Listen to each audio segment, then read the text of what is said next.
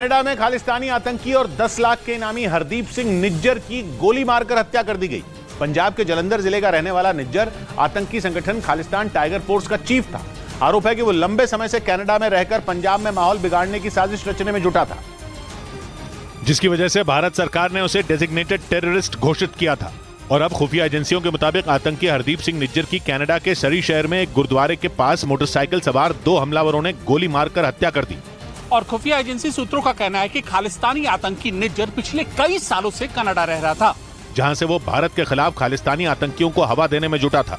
आरोप ये भी है कि निज्जर भारत में एक बड़े आतंकी हमले की साजिश भी रच रहा था।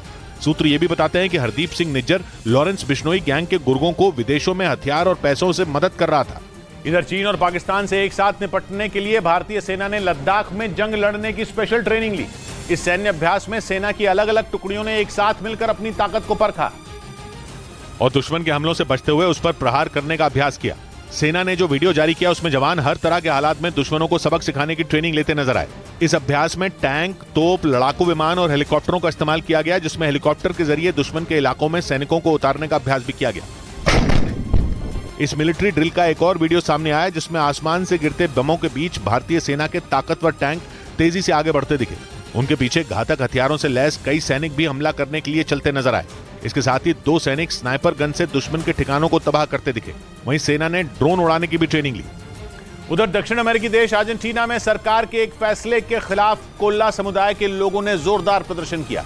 इस दौरान विरोध प्रदर्शन कर रहे लोग उन्हें रोकने आई पुलिस से भिड़ गए और पुलिस टीम पर पत्थरों से हमला कर दिया। इस दौरान सड़क पर इतने पत्थर बिखरे नजर आए कि लगा मानो वहां पत्थरों की बारिश हुई हो। हालात को काबू में करने के लिए पुलिस टीम को आंसू गैस के गोले दागने पड़े और फायरिंग तक करनी पड़ी।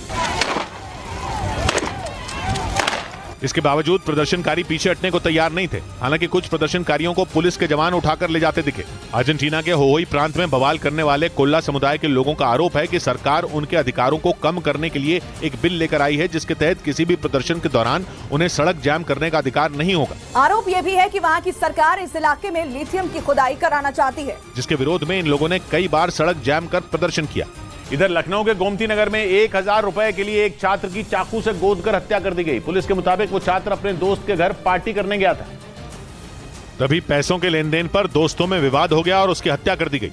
पुलिस ने बताया कि छात्र देर रात पार्टी करने अपने दोस्त के घर गया था, लेकिन पार्टी में जाने से पहले ही फोन पर पैसों को लेकर उसकी अपनी दोस्तों के साथ बहस हो गई, जिसके बाद वो पार्टी में गया जहां उसके अलावा 3 और लड़के भी मौजूद थे। और इसी दौरान पार्टी में 1000 रुपए को लेकर उसका अपने दोस्तों से झगड़ा हो गया और एक लड़के ने उस पर चाकू से हमला कर दिया, जिसके बाद उसे गंभीर हालत में अस्पताल ले जाया गया, जहां इलाज के दौरान उसकी मौत हो गई।